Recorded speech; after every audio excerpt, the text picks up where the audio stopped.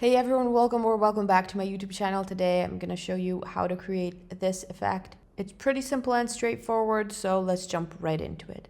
We're starting off with 3 layers: our background layer, our image layer that I got from pexels.com, and our text layer. We're starting off by adding a gradient map, so go to the Adjustments tab and then click on Gradient Map to our background image, and we're using a simple 3-color gradient with black on one end, white on the other end, and this pink reddish tone on the middle. Depending on where the highlights and dark parts of your image are, you can just change the positioning of the colors till you're happy with how your image is looking. So something like this works for me. I'll press OK. For our text, we're going to start with a white color and then just change the blending mode from normal to exclusion or difference. I'll go with exclusion,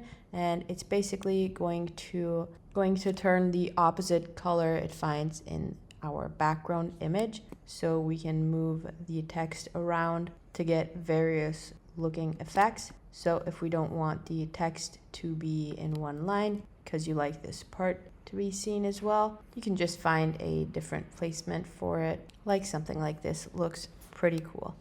What I like to do then is select my image layer, gradient map, and text layer, right click and convert to a smart object. I'm now going to go to Filter, Blur, Radial Blur. Since our text is in the center now, we don't need it to be that detailed on the side.